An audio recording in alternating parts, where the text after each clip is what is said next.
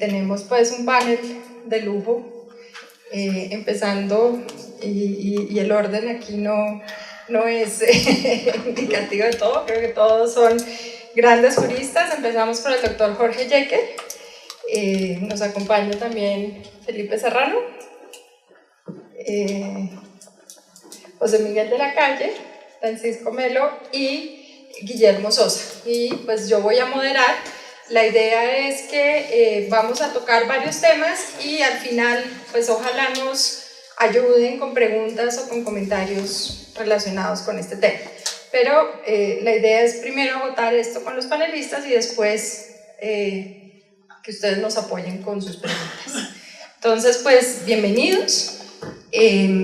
La idea es que vamos a tocar 4 o 5 temas y empezando tal vez con Guillermo, preguntar por qué, y este es un tema que sobre todo para empresas multinacionales y genera alguna inquietud, porque yo creo que las empresas colombianas ya nos hemos acostumbrado más a este tema, de que una autoridad administrativa tenga facultades para realizar visitas sorpresa y hacer algo que se parece mucho más a un allanamiento que a una actuación netamente administrativa.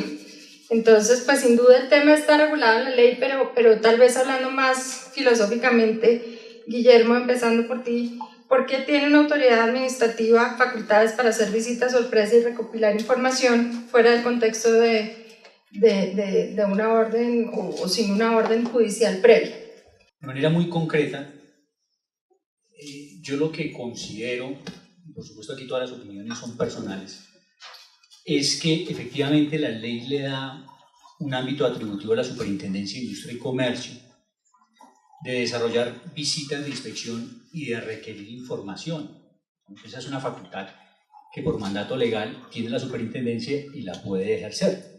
Por supuesto, en el marco de una visita de inspección, las autoridades, como cualquier superintendencia financiera, de puertos, servicios, transporte, pues se va a focalizar en solicitar una información que corresponde, digamos, en los órganos sectoriales al cumplimiento de unas normas de cada uno de esos sectores. Entonces, me parece a mí que eso es una facultad que en el caso de la Superintendencia de Industria y Comercio está en el decreto 2153 y en el decreto 4886 del 2011 que lo modificó. Pero creo que hay que hacer una distinción.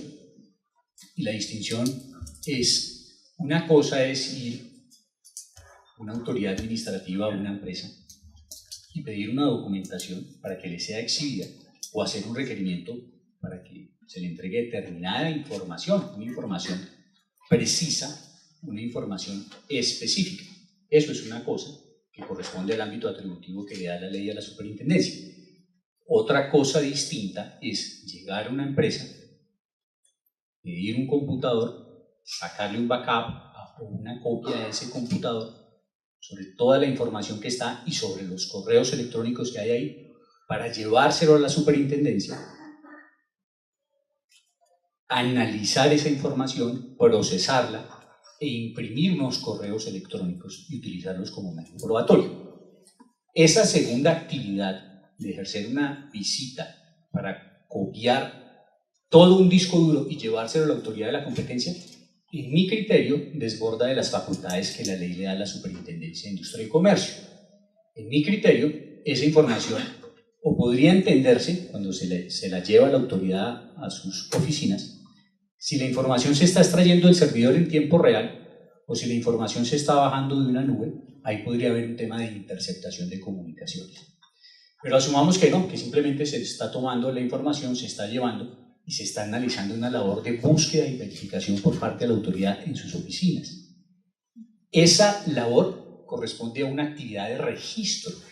Se está haciendo un registro sobre un computador y sobre toda la información que hay en el computador para ver de ahí qué le sirve a la autoridad en la conformación de una investigación. Entonces, el término de interceptación es un término muy agresivo que genera mucho rechazo, mucha resistencia. Entonces, dejémoslo de lado. Pero lo que sí es cierto es que se está llevando a cabo una actividad de registro sobre una información que está protegida, porque corresponde a la intimidad de una persona, que en este caso es una persona jurídica, pero que igual le asiste el derecho. Esa labor de registro que adelanta la Superintendencia de Industria y Comercio, por supuesto, no es ajena a lo que establece el artículo 15 de la Constitución. Y el artículo 15 de la Constitución establece un principio, y es que hay algo que se llama la intimidad, y es inviolable. Cuando se va a hacer una labor de interceptación o de registro, que para mí lo es, registro de correos electrónicos, esa información, dice el artículo 15 de la Constitución, pues requiere de una orden judicial. Ahora, eso no es que le parezca a Guillermo Sosa, es que el Tribunal Superior de Bogotá, en una providencia del año 2013, en una tutela, concluyó exactamente lo mismo. Lo que pasa es que, claro, en algunos foros la superintendencia ha contado unas sentencias en que algunos jueces les han dado la razón, pero a veces no cuentan otras en las que pues, la interpretación de los jueces es distinta a la interpretación de la SIC. Y en esa el Tribunal Superior de Bogotá, en el año 2013, le dijo a la superintendencia: usted no pudo haber adelantado una visita al acueducto de Bogotá sin contar con una orden judicial. Y es más, le dijo, esos correos electrónicos que usted trajo de esa visita sin una orden, usted no los puede utilizar como elemento incriminatorio dentro de una investigación. Es decir, el Tribunal Superior de Bogotá, al resolver una apelación sobre una tutela, le dice a la superintendencia: esas pruebas son ilícitas, esas pruebas no pueden tener validez dentro de un proceso.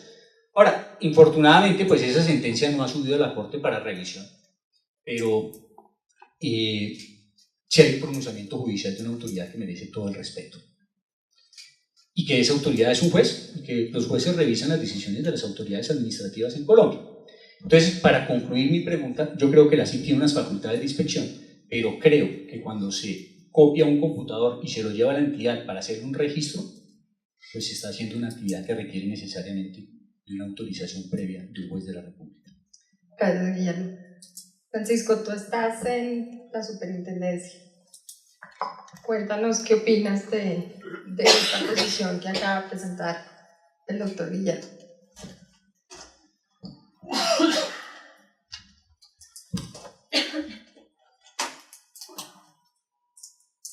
En la formulación de la pregunta y en la respuesta hay varios puntos que creo que son de necesario análisis. En la formulación de la pregunta había tres aspectos para destacar. El primero, por qué la autoridad administrativa puede hacer una visita que sea sorpresiva. El segundo, porque puede hacerlo fuera del contexto de un procedimiento. Y el tercero, porque puede hacerlo sin orden judicial en la medida que parecería ser un allanamiento disfrazado. El doctor Sosa en su respuesta habló de otra cosa, que es lo relacionado con la intimidad de la información que en su concepto registra la superintendencia. Entonces, muy rápido, unos comentarios sobre cada punto. ¿Por qué la superintendencia puede hacer visitas y por qué tiene carácter sorpresivo? Pues el fundamento inicial está en el numeral 63 del artículo primero del decreto 4886 de 2011. Habilita la superintendencia para hacer visitas administrativas. Ahora, ¿por qué sorpresa? Es sorpresa al menos por dos razones.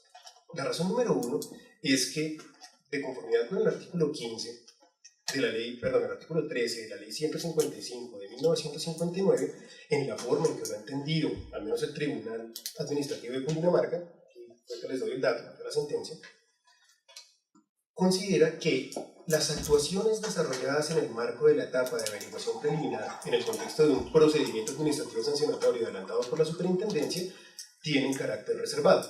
Normalmente, las visitas administrativas están desarrolladas en el marco de la etapa de averiguación preliminar. Esa es la primera razón por la que es sorpresa, pues porque el trámite de la averiguación preliminar es reservado. La segunda razón, habilitada por la Corte Constitucional en la sentencia,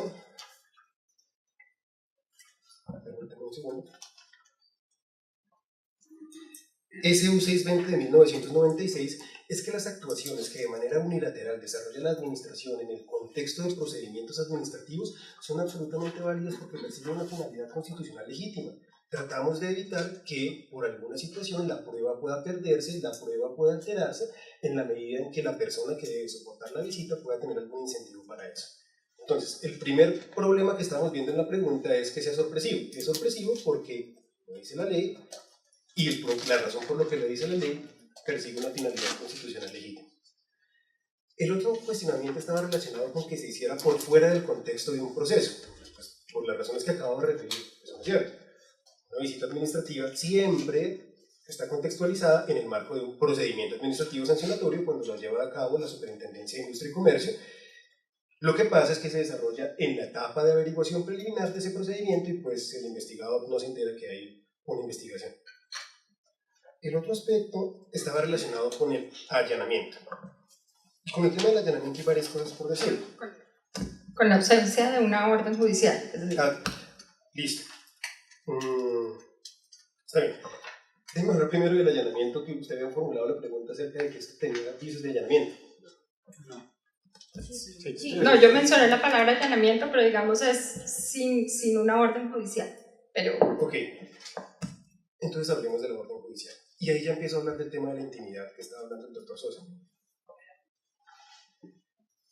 Todas las personas tienen un deber constitucional y legal de atender los requerimientos de información de las autoridades administrativas que desarrollen funciones de inspección, vigilancia y control cuando estén actuando en ejercicio de esas funciones. El doctor Sosa decía que el artículo 15 de la Constitución establece el derecho a la intimidad. Eso es cierto, pero hay que hacer unas distinciones en cuanto al contenido de ese derecho. El primer fundamento para la afirmación que estoy haciendo acerca de que todos tenemos una obligación constitucional y legal de entregar la información está prevista en ese artículo 15. La precisión que quiero hacer es que, como lo dijo la Corte, permíteme otro segundo,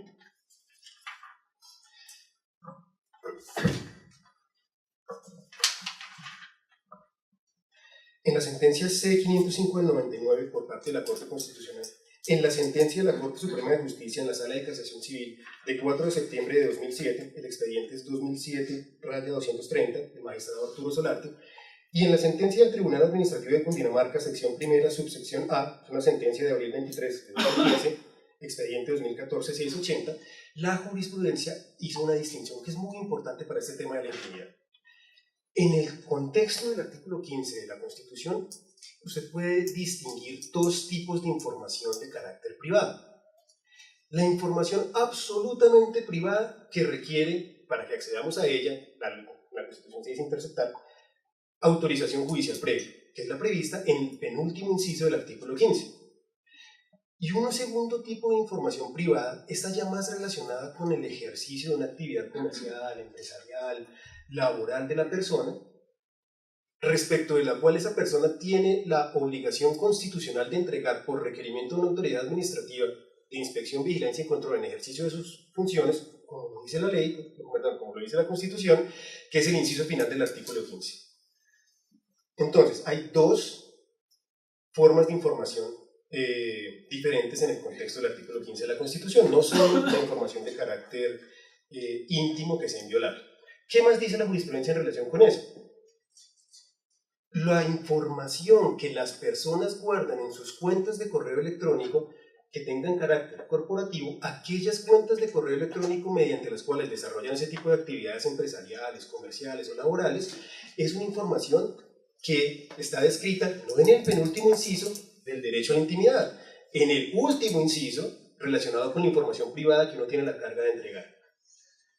Por lo tanto, que la superintendencia llegue y solicite y requiera la entrega de esa información no viola el derecho a la intimidad, hace parte de una obligación constitucional y legal prevista en la ley.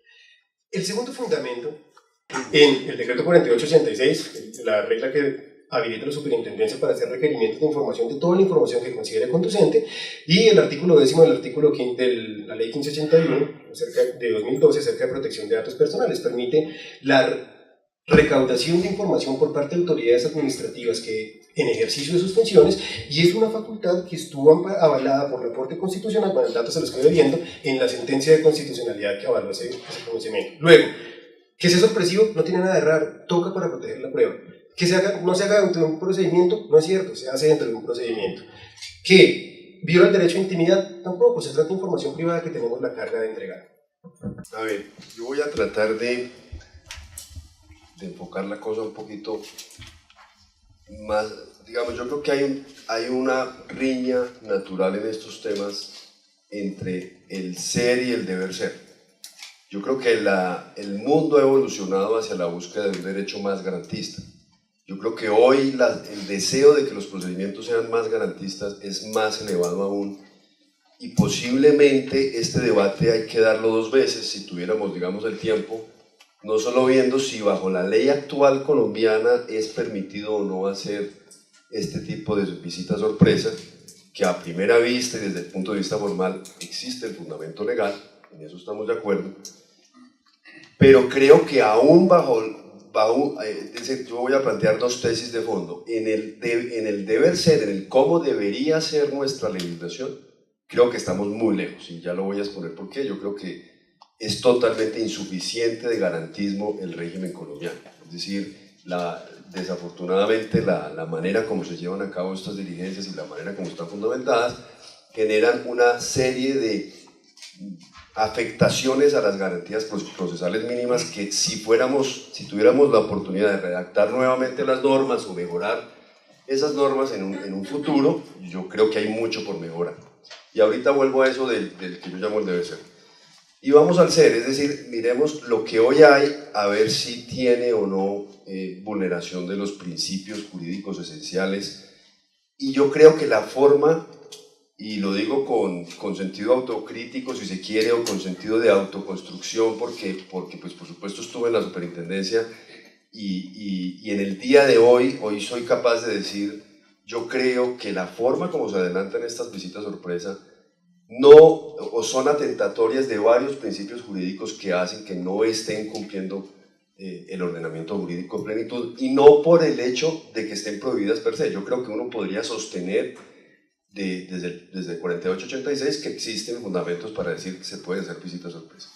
Pero voy a ser muy simple como para elaborar este argumento, como se haría de la manera más básica. Y la primera premisa es: una visita sorpresa en el contexto de un episodio donde todavía no hay un pliego de cargos, donde no se sabe quién es el acusado, donde esa persona al que se le pide declarar y esos documentos a los que voy a acceder no se dice específicamente para qué los voy a usar, es menos garantista que si esas cosas que acabo de decir existieran. Pues claro, es decir, es evidente que sería mucho más probable sostener que se defiende el principio de no autoincriminación si esa persona que va a declarar supiera qué es lo que pasa, porque es que hay que dividir aquí el tema en dos: las declaraciones y los documentos. Entonces, miremos los declarantes. Los declarantes aparentemente son terceros a los que se les pide información para construir un caso, y tú no necesariamente estás siendo investigado, no te preocupes, no pasa nada.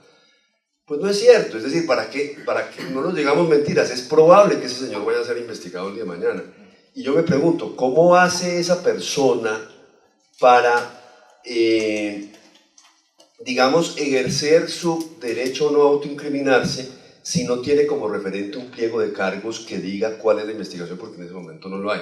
Entonces, claro, en lo formal las respuestas de Francisco son válidas, es decir, efectivamente se pueden hacer visitas sorpresa, efectivamente hay una norma que nos dice que se puede hacer, pero vamos más al fondo: se debería poder hacer, siendo que, o lo digo de otra manera, yo trato de inventarme el siguiente test, voy a tratar de formular un test, que no es necesariamente partir de la base de la ilegalidad. Lo que voy a decir es, para que fuera legal una visita sorpresa, mi teoría que voy a tratar de diseñar hoy es: no basta que solo esté dispuesto en la ley la premisa de que se pueden hacer las visitas sorpresa, sino que quien las practique haga todo lo necesario para aumentar al máximo el garantismo. Algo así como un juez de control de garantías. Exacto. Entonces fíjese que allá no solo hay juez de control de garantías, sino que además hay juicio de legalidad después. Es decir, uno no solamente tiene que ir donde el juez a pedirle: oiga, lo voy a convencer a usted de por qué voy a visitar. ¿Y cuál es la razón? Voy a volver a usar la mecánica pambelesca. Claramente se afectan los derechos fundamentales. Es decir, otra cosa distinta es que uno pueda sostener que porque hay un fin jurídico valedero de por medio de hacer una visita sorpresa, uno, no obstante ello, voy a afectar el derecho fundamental a la inviolabilidad de la correspondencia, y voy a afectar el derecho fundamental a la intimidad y de pronto al secreto profesional y al debido proceso. Entonces, lo que yo tendría que hacer ante el juez es, voy a violar esos 4 derechos porque tengo estos indicios. Y usted como juez independiente me dice, oiga, sí. Y voy a agregar un último elemento a este test que estoy tratando de formular. Tengo que demostrar que es la única manera de obtener ese fin perseguido loable del derecho, que es investigar una práctica anticompetitiva, y que no hay una manera menos invasiva o menos dañina de los derechos fundamentales para lograr ese objetivo, para que el juez me diga, he valorado que tú has hecho el esfuerzo de decirme que no hay otra manera menos invasiva que ir a la oficina de este señor, pedir declaraciones sin que el señor sepa para qué es, y tomarle sus archivos, porque lo que sí no podemos es partir de la base de que ahí nos están afectando derechos. Yo creo que me falta la mitad del cuento, pero pues sigamos adelante. Y un poco para avanzar y en aras del tiempo, no saliéndome del tema y pensando un poco en el tema garantista, habíamos hablado de la necesidad de tener un abogado presente en las visitas, un poco pensando en que si no tenemos una orden judicial, y llamando un poquito al comentario de Jorge sobre el allanamiento, debería yo tener un abogado en esas visitas. Debe la superintendencia esperar a que llegue el abogado que represente los intereses de la empresa. Ninguno de los dos quiere la pregunta. Claro, es que los dos queremos hablar de la misma anterior. Si quieres hablamos de eso.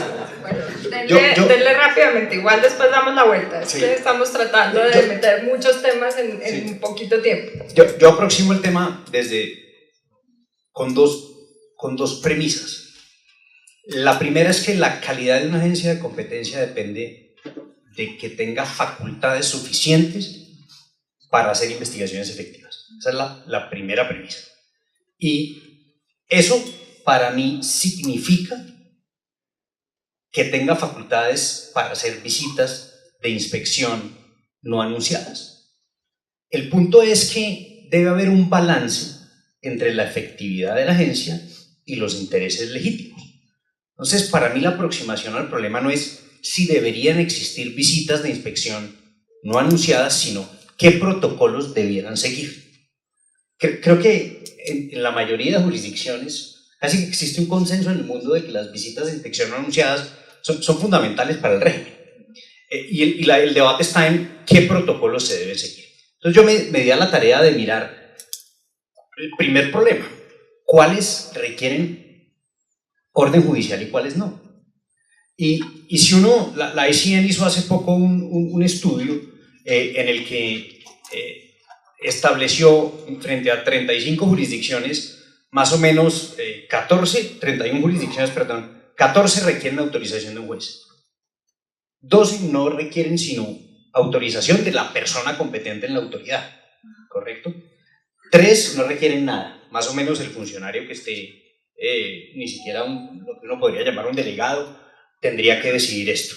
Y digamos que hay, si uno mira las jurisdicciones que están incluidas dentro de ese estudio, ve, por ejemplo, Italia no requiere autorización judicial, la Unión Europea tampoco requiere. Muchos países, digamos, en derecho nacional sí requieren autorización judicial, por ejemplo, Alemania, etc. Entonces, me parece que el mundo tiende a que exista autorización judicial, tiende hacia allá, pero aún existen, diríamos, divergencias en eso. La Corte General en el ámbito europeo analizó si no exigir una orden judicial para hacer una visita de inspección era violatorio de los derechos fundamentales, y especialmente habla de la intimidad.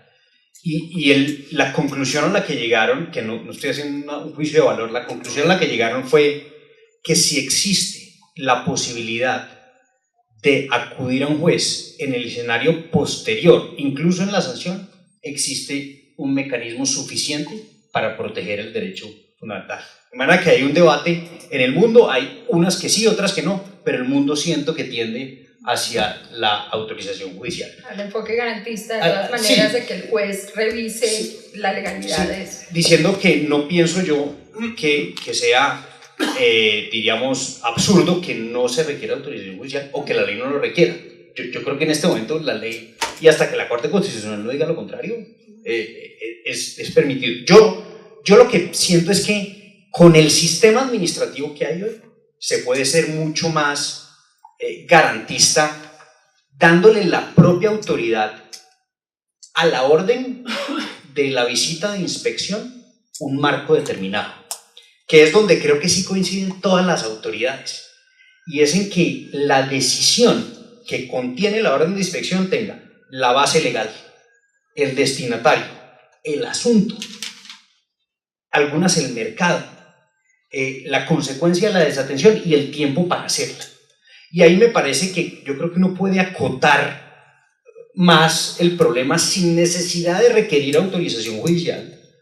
Decir, hombre, ¿por qué no acotamos qué documentos se pueden recolectar respecto de qué documentos? Y un poquito hacer, diríamos, acotar un poquito más estas visitas de inspección. Me parece que eso incluso beneficia a la superintendencia. Yo a veces creo que se recoge tanta información que es imposible de procesar. Es imposible de procesar.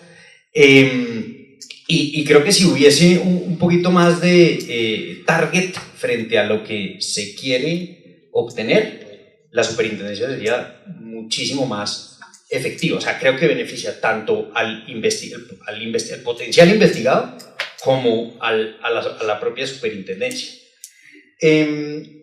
Y si ya el elemento, digamos que uno tiene el elemento sorpresa, que es el fundamental para asegurar una prueba, no creo yo que exista, digamos, o razón para que no se diga, hombre, estamos investigando un posible acuerdo en este asunto, las personas potencialmente involucradas son estas, etc. Eso me parece que está acorde con el esquema administrativo, es un cambio que no requiere cambio legal, y creo que podría ser un avance interesante. Y ahí pues dándole después al doctor Francisco la reposición frente al tema del allanamiento, avante con ese tema también. Yo creo que en esto hay varios puntos que vale la pena mencionar. El primero es el tema de la sorpresa. La sorpresa no deja de ser sorpresa si yo voy donde un juez y le digo qué es lo que quiero. Es decir, sigue siendo igual de sorpresivo para la persona a donde voy. Entonces, eso que da es garantías. Lo que sí yo no creo que se pueda seguir teniendo son expediciones de pesca donde voy y copio absolutamente todo, interrogo a todo el mundo a ver qué sale. Eso en la mayoría de las jurisdicciones está prohibido porque viola un derecho que, querámoslo o no, está por encima de la competencia. Es el derecho de defensa, el derecho de protección. Lo primero que tendría que haber, y estoy de acuerdo con Felipe, es una determinación de cuál es el objeto de la prueba. Y eso implica, y no nos digamos mentiras que no sabemos a qué estamos yendo, es que voy a ir a buscar pruebas sobre tal cosa, a tales personas, que posiblemente quiero investigar. Y esas personas van a poder defenderse, van a poder decir, no estoy de acuerdo, o sí, hice esto, pero ya sabiendo sobre qué. Porque querámoslo o no, pienso que la posibilidad de defensa y contracción está por encima de la competencia. Es decir, lo que sacrifico, cuando sacrifico la defensa y la contradicción, es mucho más valioso para una sociedad que la competencia. Y en esa medida, ese es el primer derecho que tendría que proteger. Un derecho fundamental que no solamente está en la Constitución, sino que también está en tratados internacionales que lo protegen. Eso por un lado. Por el otro, cuando yo voy a hacer una investigación y cuando voy a practicar una visita, la he preparado antes. Luego, sé qué es lo que estoy buscando. Y en esa medida es muy fácil determinarlo y acotarlo. Ahora, cuando me llevo todo un computador, y aquí la distinción es si es una cuenta privada y si es corporativa o que si es personal. Es un sofisma.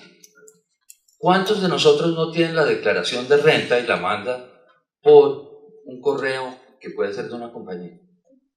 Es decir, la información es privada porque es privada. Es íntima porque es íntima.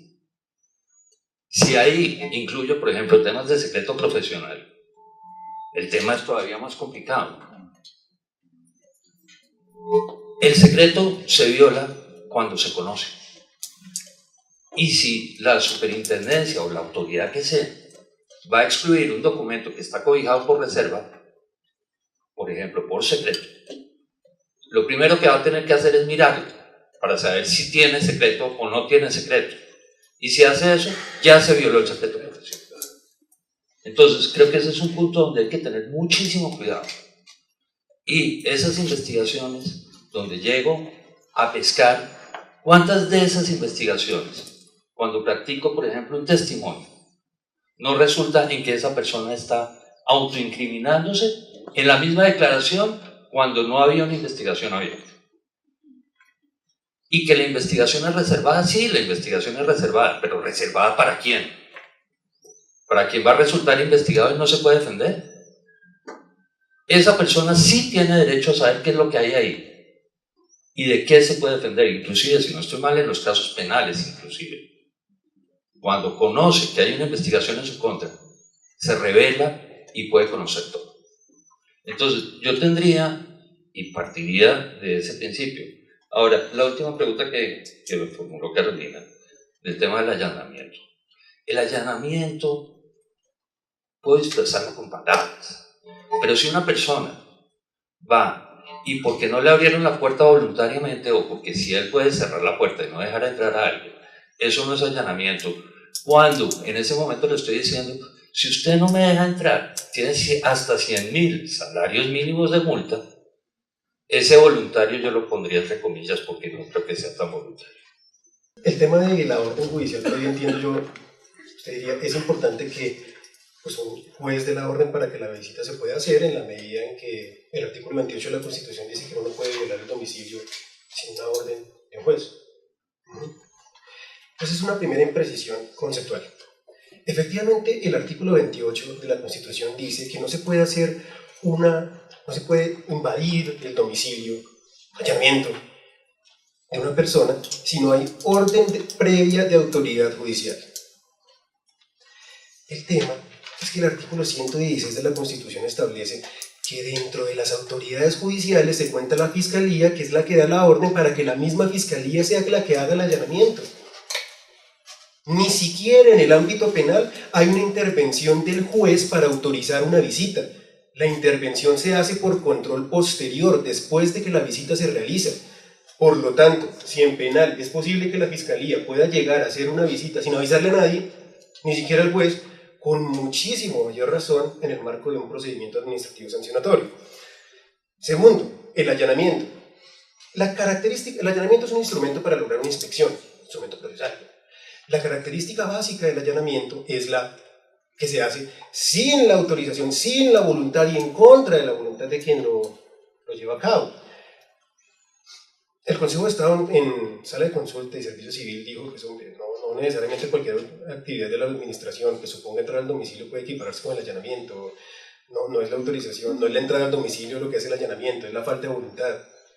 En el marco del procedimiento administrativo sancionatorio que lleva la superintendencia es voluntario. Ah, claro, usted va a poder decir, ¿qué tan voluntario es si yo tengo que pagar una multa si no cumplo, si no lo dejo pasar?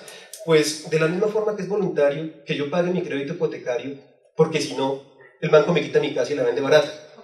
El ejercicio de una libertad supone siempre que yo me haga responsable por las consecuencias de ese ejercicio. Si yo hago un contrato con el Dr. Jekyll, yo soy libre de incumplirlo, pero pago una indemnización.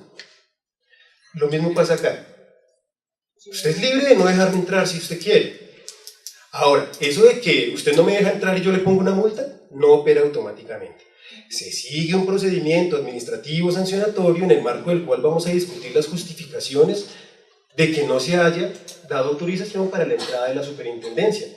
Pero eso no le quita el carácter voluntario. Se trata simplemente de que el Estado ha manifestado un gran interés porque las normas de competencia se cumplan y para eso dotó herramientas a la superintendencia. ¿Réplica o...? No, yo les pediría que, hablando entonces de las visitas, hay dos temas. Está la recolección de documentos y están los testimonios. Y estamos mirando en el tema de las garantías, y yo sí les pediría, si en los testimonios y hablando de la no autoincriminación y el hecho de no saber bien para qué o qué es lo que me están preguntando y hasta dónde va el testimonio, debo yo por lo menos contar con la presencia de un abogado que me ayude a proteger los derechos. Gracias. Yo empiezo por mencionar algo. El doctor Francisco habla de carácter confidencial de las averiguaciones preliminares basado en una sentencia por allá del Tribunal Administrativo de Cundinamarca del 98, que hayan replicado. Pero esa sentencia se basa en un artículo 12 y 13 de la Ley 155 del 59, que le confería una facultad de investigación al Ministerio de Fomento. El Ministerio de Fomento ya desapareció. Los procedimientos se los otorga a uno la ley. Los procedimientos no se endosan. Para que la averiguación preliminar, la declaración rendida, tenga valor probatorio, pues a la persona lo llaman a ratificar. ¿Y qué es ratificar en una investigación? Volverle a hacer las mismas preguntas. Y entonces esa persona, pues imagínese la situación tan compleja que está, que fue una averiguación preliminar sin saber para qué era, no tenía condición de investigado, luego lo citan ya como investigado, le vuelven a hacer las mismas preguntas y le dicen, pero pues, usted tiene el derecho a no autoincriminarse. Ah, claro, pero es que resulta que era antes de una declaración bajo juramento y ahora otra bajo juramento. Entonces, si en la segunda que está ratificando se desvía de la primera, pues corre un riesgo penal de un falso testimonio. Y a eso hay que agregarle que en la averiguación preliminar, a veces, no sé por qué les molesta la presencia del abogado, yo no entiendo eso. Usted no puede intervenir, doctor abogado, usted no puede intervenir, usted se calla, o se retira de acá. Yo no entiendo eso. Y no es cierto, pero bueno, a mí tal vez me han tocado con algunos funcionarios que ha pasado eso. Y entonces ahí uno va a intervenir, discúlpeme, esa pregunta ya la hizo, no, usted no puede intervenir acá, pero es que le está preguntando lo mismo al señor, no puede. Y entonces en la etapa de instrucción, cuando lo van a ratificar, vuelven y le hacen la misma pregunta 3 veces. ¿Por qué? Porque así fue en la averiguación preliminar y la ratificación es volverle a preguntar lo mismo. Y el señor no se puede salir porque si no, pues imagínese el problema de si se sale de lo que dijo en la preliminar, meterse en un tema penal por cambiar su versión. Entonces,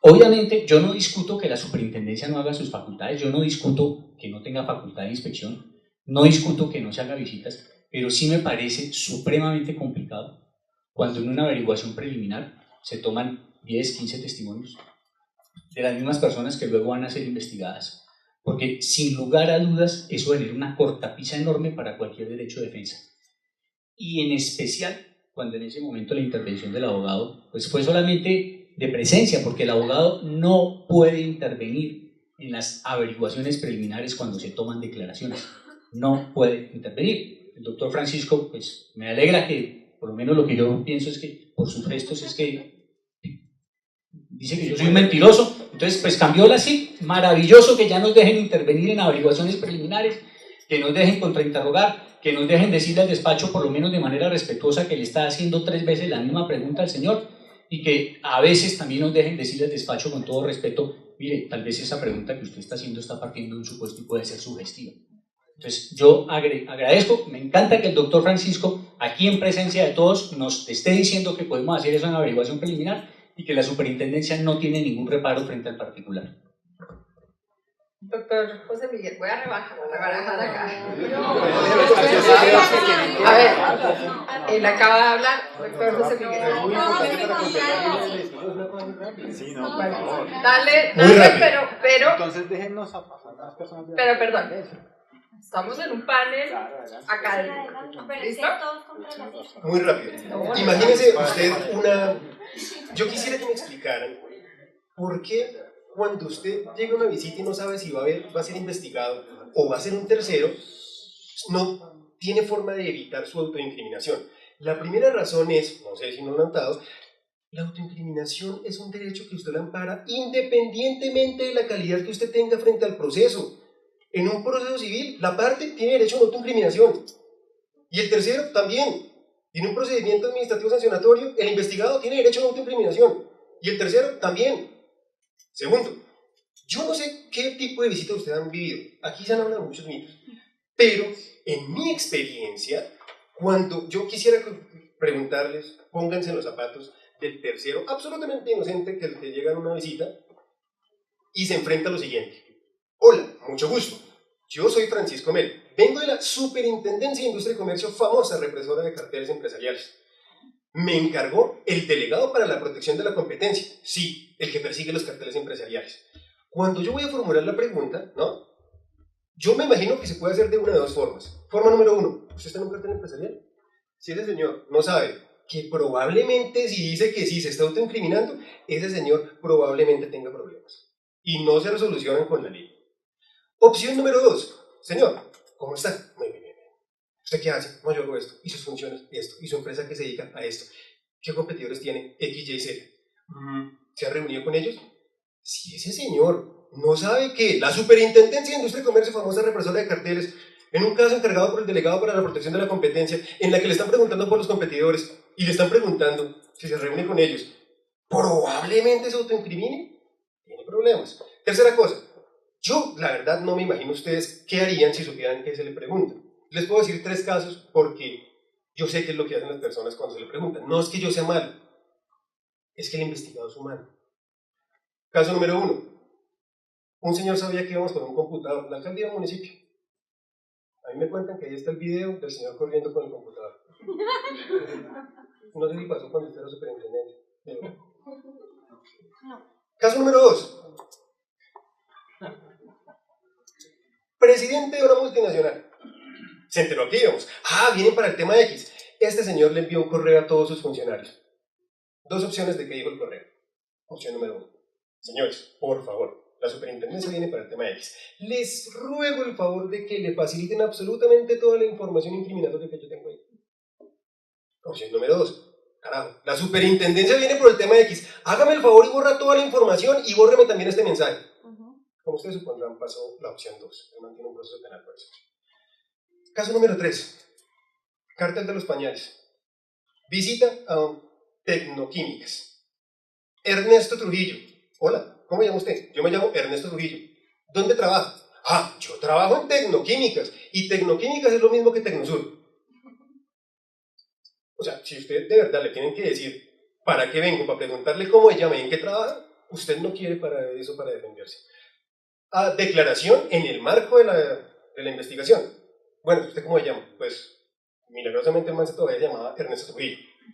¿Usted dónde trabaja? No, yo trabajo en Tecnosur. Y Tecnosur y Tecnoquímicas no tienen nada que ver. Yo la verdad no conozco a Tecnoquímicas. Decía el doctor Sosa, que es que en la averiguación preliminar nosotros llegamos y acribillamos a la gente a preguntas y no advertimos nada. Pero en cambio en el marco de la etapa probatoria ahí sí le decimos que tiene derecho a no autoincriminación. No. En el marco de ambas declaraciones, lo primero que decimos es, señor, usted tiene derecho a no autoincriminación, si algo que el autoincriminado tiene que contestar. Segundo, ¿que el abogado puede intervenir? ¡Claro que puede intervenir! Pero depende del contexto en el que se desarrolla. En el contexto de una averiguación preliminar no hay tema de prueba. ¿Por qué no hay tema de prueba? Porque la superintendencia no sabe la historia que está buscando. Si la supiera, pues no tendría que ir. Como no hay tema de prueba, usted, abogado, no puede intervenir para el ejercicio de ninguna de las garantías directamente relacionadas con el tema de prueba. Por ejemplo, para objetar una pregunta porque no es pertinente. No hay una pertinencia con la cual hacer la relación. Pero usted, por supuesto, puede intervenir para todas las garantías de su investigado. Si estamos haciendo una pregunta que está tratando de alterar la versión del investigado, usted puede decirlo. Si estoy torturando al investigado, por favor, dígame lo que me meto en problemas. Eso se puede hacer. En resumen, yo no sé ustedes qué han vivido, pero eso que ustedes están diciendo no tiene fundamento. A ver, yo creo que hay mucha prevención, veo, de la superintendencia y nosotros no estamos diciendo, o por lo menos en mi caso, yo no estoy diciendo que hay que acabar con las visitas sorpresa o que el carácter sorpresivo de las visitas es un asunto, digamos, que per se viola el derecho. Lo que sí sería muy deseable es que la superintendencia abra más la mente a ver cómo llena de mejores garantías, y evidentemente sí se pueden dar muchas mejores garantías y no es nada suficiente lo que está pasando, y no estoy de acuerdo con que sea equiparable lo que pasa en el derecho penal. Creo que es mucho más garantista el derecho penal y voy a volver a explicar por qué, y para responder además la pregunta del abogado, que es la que me están haciendo, pero se conecta una cosa con la otra. Claramente es distinto, porque en el derecho penal, así sea autoridad judicial la fiscalía, lo cierto es que queda un documento motivado en el expediente, que si bien en un principio es reservado, luego yo puedo acceder a ese expediente reservado y puedo verificar como abogado de mi cliente cuál fue la motivación que en su momento tuvo la autoridad y cuál fue la justificación que dio para hacer una visita sorpresa. En la superintendencia no pasa eso. En la superintendencia no hay un expediente en el cual yo pueda verificar cuáles fueron los motivos que tuvo la superintendencia para hacer una visita sorpresa, sencillamente porque simplemente se decreta. Es la verdad. El decreto es así, es un parrafito así donde sencillamente se dice: se visitará a este señor y se pedirán las siguientes declaraciones. ¿Cómo no va a ser posible pensar que en vez de un documento así sea un documento de 5 páginas que nos diga: mire, yo sé que voy a violentar el derecho a la intimidad de este señor porque le voy a tomar unos computadores, pero le voy a explicar por qué eso es necesario. Yo sé que voy a tomar unas declaraciones de estos señores, pero le voy a explicar a él, digamos que no fuera el juez, yo estoy inclusive dispuesto a sostener que si el procedimiento fuera totalmente revisado en su garantismo, podría pensarse, como dice el doctor Felipe Serrano, que uno pueda no necesariamente exigir que la orden venga de autoridad judicial. Imaginémonos ese mundo, pero cambiaría muchísimas cosas para llegar a sostener que eso es válido. Cambiaría, para empezar, esto, tiene que haber un acto administrativo motivado que quede la trazabilidad, así sea ex post. Otra cosa que cambiaría: ¿cómo no va a ser más garantista, como diría Pambelé, a menos garantista una reserva que solo fuera para los terceros, pero no para el señor que va a ser potencialmente investigado? Ese señor debería poder ver el expediente. No nos tiramos las facultades de la superintendencia por permitirle a las personas que conozcan qué es lo que está pasando. No se les permite. Yo no tengo ni idea cuál es la hipótesis que está trabajando la superintendencia. No le dejan al abogado hablar. Yo tengo la misma experiencia. Los abogados no tienen la libertad plena, y yo, para ahora sí contestar la pregunta, y la respuesta yo la veo muy obvia y muy sencilla. Claramente debería, es decir, hay que volver todo el régimen mucho más garantista. Y como yo empecé esta charla, no todas las visitas sorpresas son legales. Hay hipotéticamente la posibilidad de que una visita sorpresa no sea legal. Si esa hipótesis existe, entonces se necesita un abogado. Y se necesita que el abogado pueda ejercer sus derechos plenamente para poder hacer valer esa frontera a la que yo me estoy refiriendo. Pero usted va a decir algo, Jorge, frente a lo que... Sí, yo lo primero es que lamento y no voy a cometer lo que a mí me parece una falta de delicadeza del doctor Francisco, es hablar de casos que están vivos porque están en el tribunal, como es el de Tecnoquímicas. Entonces no voy a referirme a eso y no voy a contestar eso. Yo creo que en el tema de la autoincriminación, todo el mundo tiene derecho a tener un abogado. Y estar en una etapa inicial para una persona que posiblemente llegue a ser investigada, porque si llegaron allí es por algo, es una garantía contar con el abogado y ejercer desde el primer momento lo que puede llegar a ser su defensa. Por ejemplo, si se le está tomando una declaración y eso, en razón a que formalmente no es una declaración de parte, sino un testimonio, porque todavía no hay proceso abierto y entonces todavía no es declaración de parte. Lo menos que puede permitirse, o lo que se debería permitir, es que si el abogado está ahí, haga también preguntas. Y esas preguntas posiblemente también contribuyan a llegar a una verdad. Y es que aquí no se nos puede olvidar una cosa, y es que la superintendencia no es contraparte. El deber de la superintendencia es encontrar una realidad, y esa realidad no se desdibuja porque participe un abogado y haga preguntas o no haga preguntas. Esa verdad simplemente está. Me parece muy importante que la superintendencia llegue y la busque si eso es lo que considera que es prudente, pero también no creo que perjudique en nada que esa persona que tiene derecho a la defensa, como lo tenemos todos, desde el primer momento pueda defenderse y que la persona necesariamente sea imbécil porque no se da cuenta que si la superintendencia está ahí y está buscando carteles y entonces no sea lo suficientemente suspicaz para quedarse callado. Creo que debería entonces partir de el punto de que hay también derecho a ser imbécil. Y entonces ese imbécil también tiene derecho a no autoincriminarse, bien sea porque sea bobo o por lo que sea, y a tener una defensa en ese momento.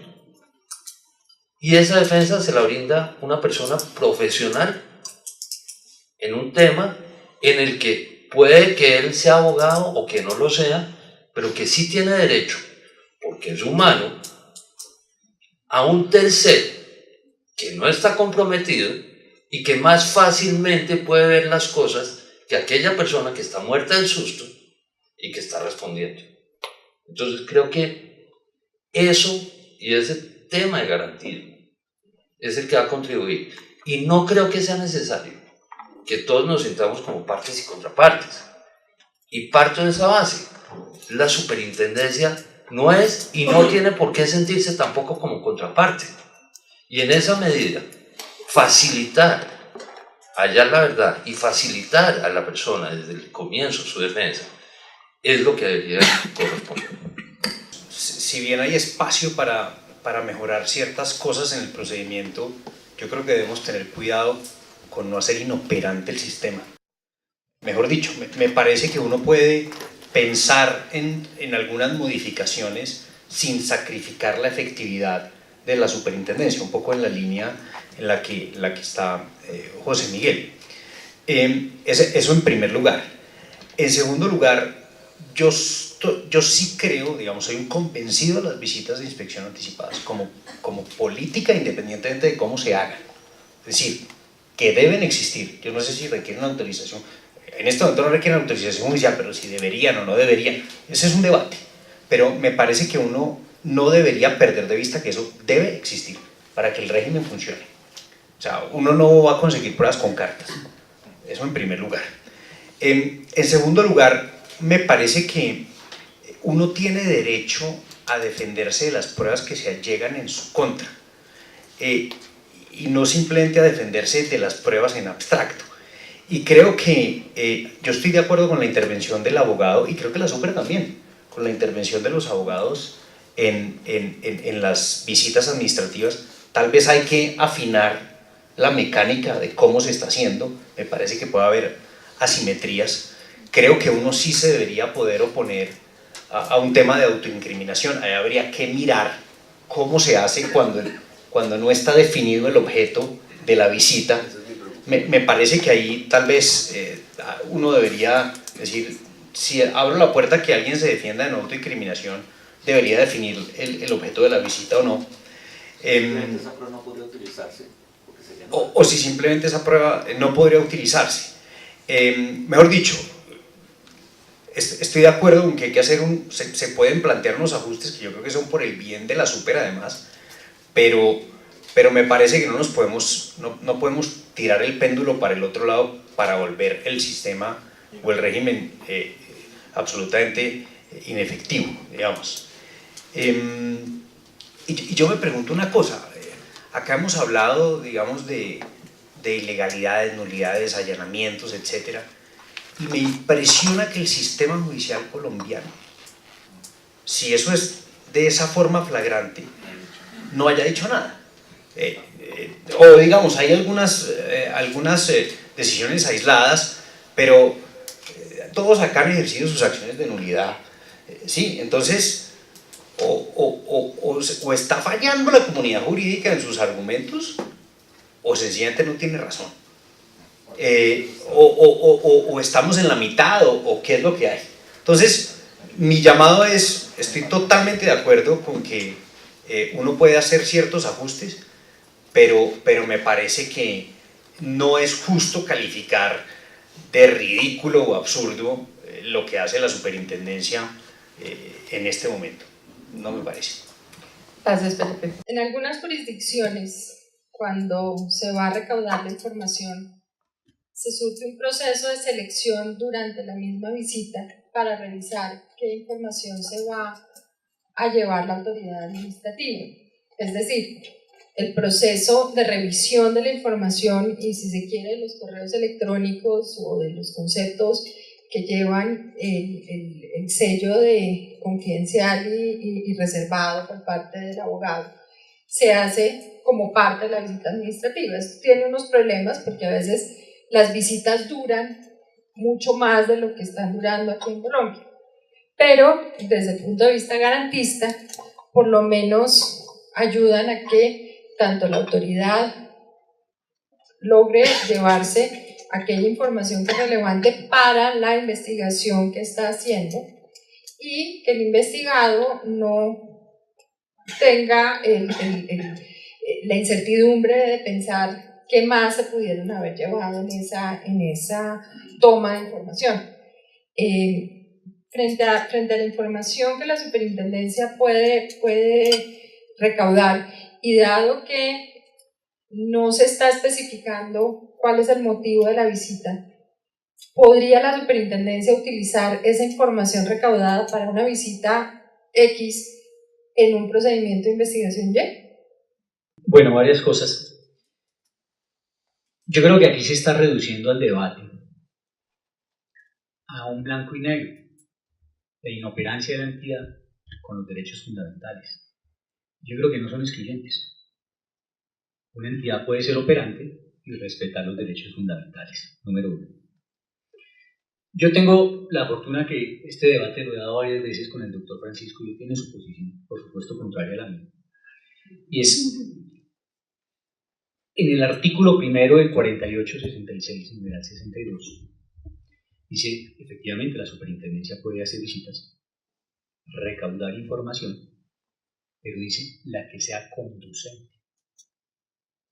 No dice, usted puede llevarse toda la información, esto no es un cheque en blanco, dice la que sea conducente. Entonces el doctor Francisco siempre me ha dicho a mí, no, pero ¿cómo va conducente si hasta ahora hay una averiguación preliminar? ¿Conducente de qué? Pues hombre, si hay una visita es porque ya sea de oficio o por una queja, la autoridad va a buscar algo. La autoridad tiene, o así asume a uno que debería ser, que va a buscar un tema concreto, específico. Entonces el doctor Francisco me dice a mí, pero es que una cosa es la conducencia y otra es la pertinencia. Entonces cuando él dice conducente, ¿usted dónde saca que es pertinente?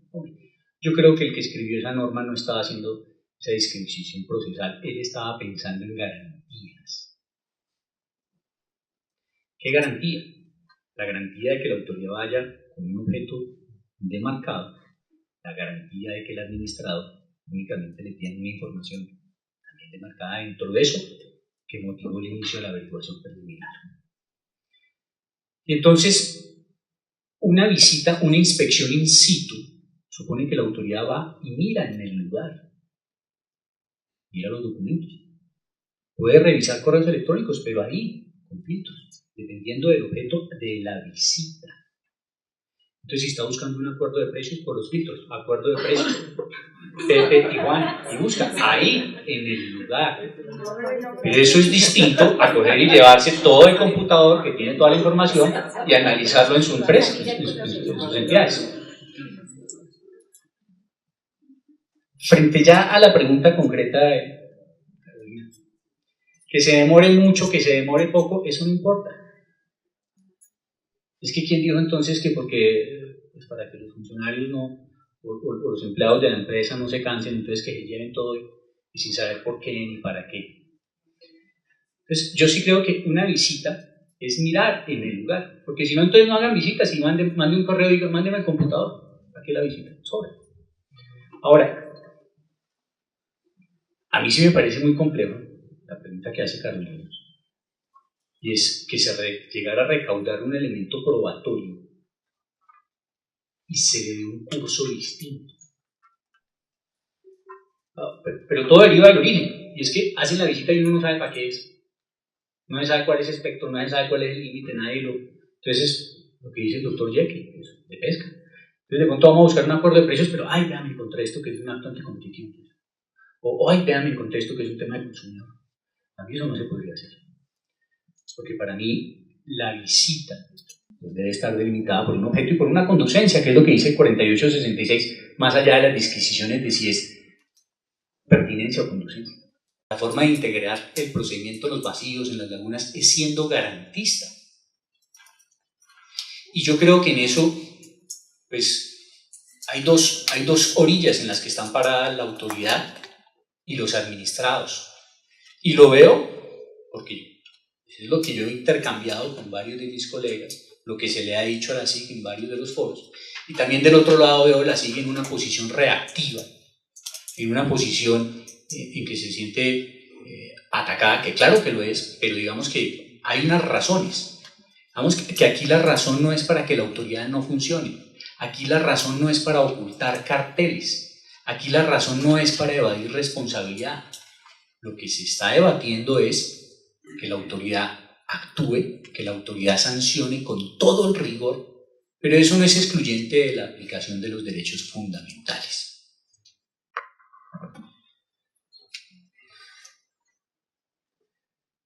Lo de tecnoquímicas no fue una falta de cortesía ni de delicadeza. En tecnoquímicas, en el cartel de los pañales, la superintendencia ya hizo lo que le tocaba. Eso está ante otra jurisdicción. Contestemos la pregunta, por favor. Lo segundo, el tema de la autoincriminación. La premisa tácita del Dr. Jekyll es que la persona, incluso el imbécil, no sabe que se puede autoincriminar y el abogado nosotros le prohibimos que le avise. Pero les acabo de aclarar, yo no sé qué visitas han tenido. El abogado puede intervenir para todas aquellas garantías que no están relacionadas con el tema de prueba. Pero eso tampoco es cierto. Una explicación muy rápida para la pregunta. El doctor Felipe ha hablado de que logremos las garantías, y nosotros tenemos un consenso en eso, logremos las garantías, pero no perdamos la efectividad. Eso tiene un sustento teórico. En el procedimiento administrativo sancionatorio operan enfrentándose dos principios que en principio son contradictorios.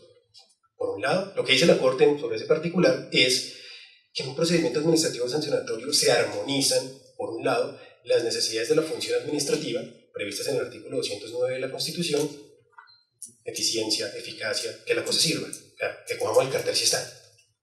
Y por el otro lado, operan los principios las garantías propias del debido proceso. Pero en el marco de este procedimiento administrativo sancionatorio, ambos tienen un papel. Ninguno se puede utilizar con carácter absoluto. Para aterrizarlo, ¿cómo operó en esta edición de la Corte Constitucional que les estoy mencionando? En el marco del procedimiento administrativo normal, se había demandado la constitucionalidad de la regla que impedía interponer recursos contra la decisión que negaba pruebas. Lo que dijo la Corte es, tengo que armonizar debido proceso con los principios de la función administrativa, entonces eso es válido por lo siguiente. Como en el marco del derecho del procedimiento administrativo normal usted puede aportar pruebas cuando quiera, pues entonces le voy a limitar la posibilidad de recurrir porque usted en el marco de todo el procedimiento puede aportar pruebas. Ahí operan ambos. Toda la posición que ustedes han sostenido en el papel es correcta, sí hay que armonizar. Lo que pasa es que su concepción del debido proceso está tirada completamente a considerarlo con carácter absoluto y ustedes están olvidándose de la parte de la efectividad de los principios de la función administrativa, porque, o sea, con sinceridad, que uno se siente y busque acuerdo de precios, no más en otro caso el que puedo hablar porque la superintendencia ya hizo todo lo que tenía que hacer. En el caso del cartel del papel higiénico, pues a menos que usted fuera mago no tendría por qué saber que uno de los investigados se llamaba Pitufos. O sea, si yo llegara allá no voy a poner acuerdo de precios. No me sale nada. Ellos no utilizaron las expresiones acuerdo de precios. Utilizaron goles, balones. Y pues si yo no supiera eso, pues no podría poner balones. Había alzas, no, claro. Pero lo que le trato de decir es que eso es darle un carácter absoluto a la parte de defensa, olvidándose de la eficacia. El procedimiento administrativo sancionatorio que aplica la superintendencia, por supuesto, hablado por la Corte, tiene una tendencia hacia la agilidad, pero respeta el debido proceso. Por eso penal para lo mismo, y allá también es reservado. El punto de la conducencia está determinado porque como yo no tengo una historia precisa, no puedo saber con precisión qué sí me sirve y qué no me sirve. Por eso es que la ley dijo, vaya y pida todas las pruebas conducentes, y aquí les propongo a ustedes que escojan entre alguna de las dos opciones. Criterio de interpretación del doctor Sosa. Usted asuma que dijo conducencia, pero se refiere a pertinencia porque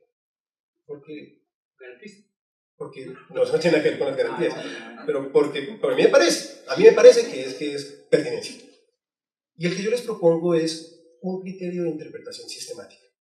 En la medida en que en la etapa de averiguación preliminar no hay un tema de prueba, no hay una referencia en relación con la cual podamos fijar la pertinencia se refiere a la relación del medio de prueba con los hechos que quiere demostrar. Por eso el legislador dijo, mi criterio supone que usted entienda que el legislador es inteligente, el legislador dijo, oiga, no pedimos pertinencia porque esto no saben todavía muy bien qué tiene, más bien pida conducencia, todo lo conducente. La conducencia, contraria a la pertinencia, se refiere a la idoneidad del medio de prueba para acreditar un hecho, la idoneidad legal.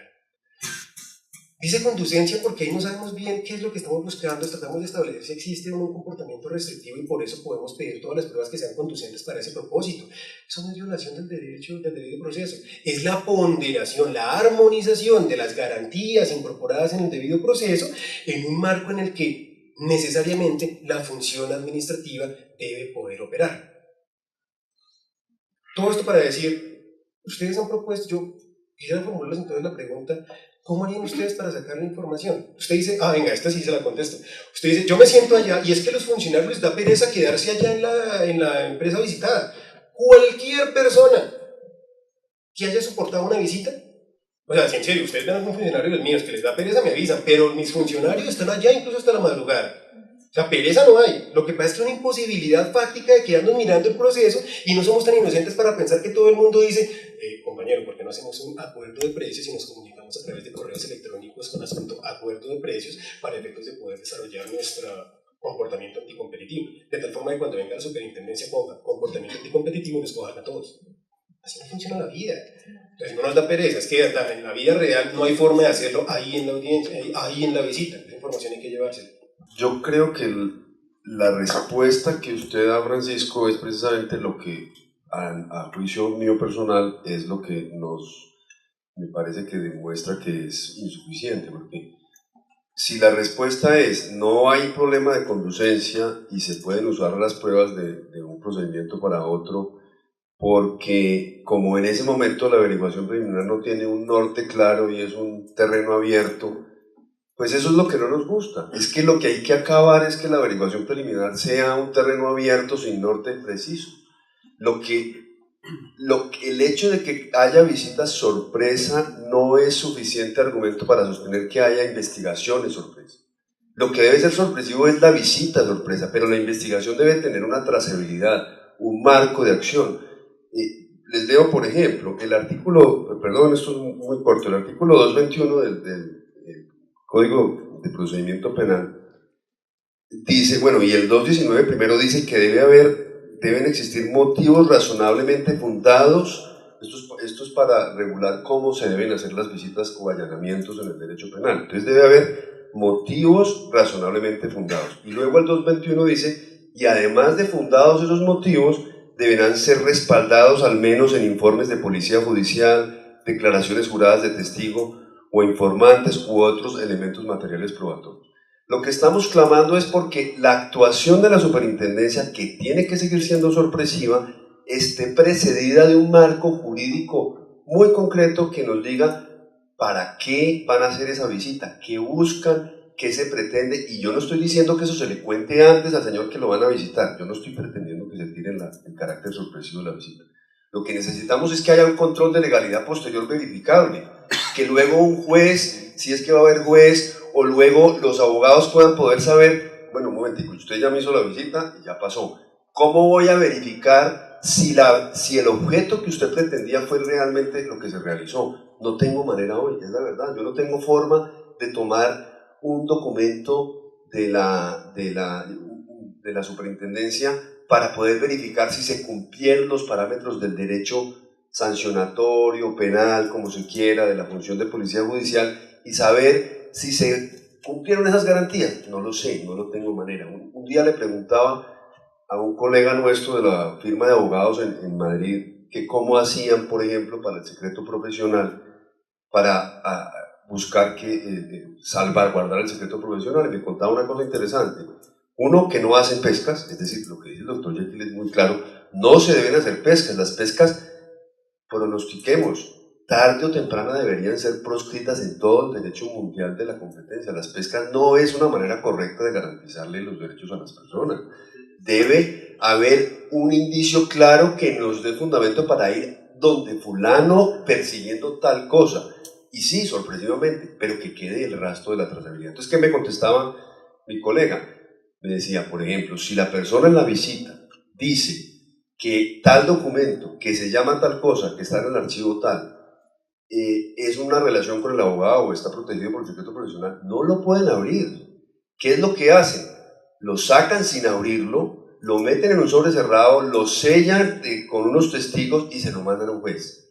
Y el juez es el que decide, ese sí lo abre, lo evalúa y dice, sí hay mérito para sostener que este documento tiene secreto profesional y por lo tanto queda excluido del expediente. Y si dice que no hay mérito, pues lo incluye en el expediente. Entonces, tiene que haber un mecanismo. Yo veo muy difícil plantear todo eso porque veo mucha prevención. ¿Cómo no va a haber mecanismos? Involucremos los jueces. Yo no creo que se dañe la actividad de la superintendencia si involucramos los jueces. En la justicia penal, reitero, y ya remato con esto la respuesta, no solo hay orden judicial, sí hay orden judicial previa, sino que hay además control de legalidad posterior. Pero además están estas normas que acabo de leer que establecen unos parámetros para la motivación del acto, que es lo que me permite luego verificar las cosas. Entonces la respuesta, yo no creo que se debería poder usar una información en otro expediente, porque como creo que los expedientes no deberían estar abiertos, sino cerrados con un objeto específico, pues evidentemente la prueba solo debe estar en función de ese objeto específico.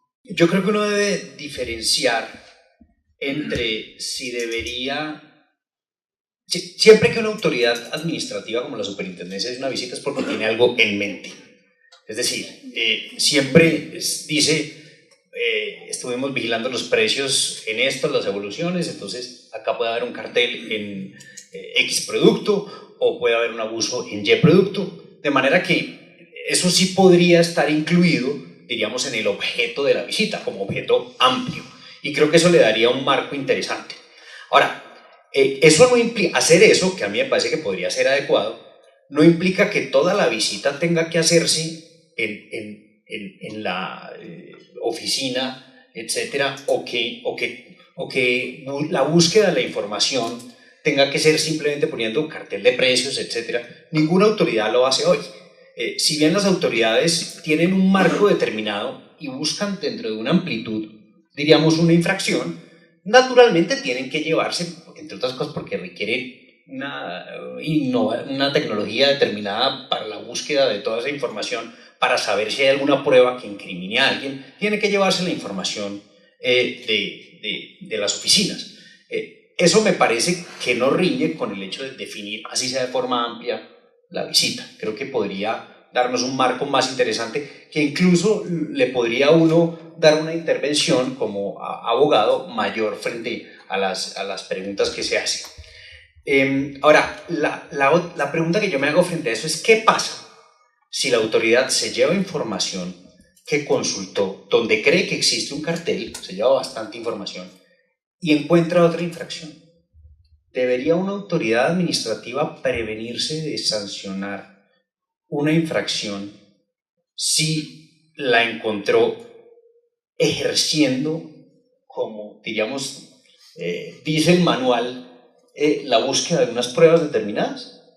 Este debate lo están teniendo, de hecho, en este momento en Europa, y la tesis tradicional ha sido: una autoridad administrativa no tiene por qué prevenirse de reprimir y sancionar una infracción que encontró en ejercicio de sus funciones, así no estuviese relacionada con lo que estaba buscando.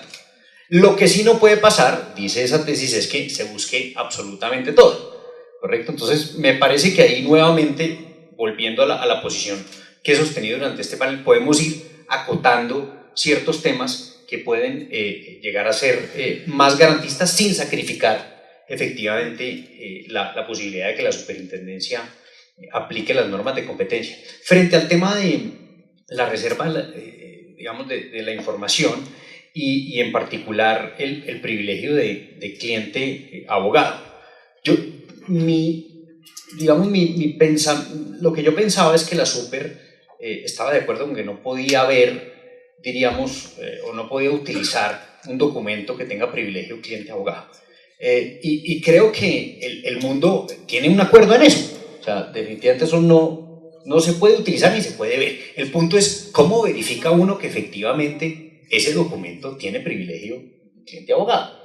Y digamos que hay dos opciones en las distintas jurisdicciones. Una es la que dice José Miguel, que es tal vez la más garantista. Ese documento es un concepto del Dr. Jekyll, se sella y se va para el juez y que el juez diga si lo pueden ver o no. ¿Listo? Y la otra es que una persona totalmente ajena a la investigación dentro de la misma autoridad se le sella el documento, se le mande y lo diga, que es la otra opción menos garantista, pero existe. Existe. O sea, yo estoy diciéndole hechos, no le estoy diciendo un juicio de valor. Entonces, esas son las dos opciones que tiene el mundo frente a eso. El punto es que hay que solucionar ese problema de una vez por todas y decir qué se va a hacer frente a eso y cuál es el protocolo.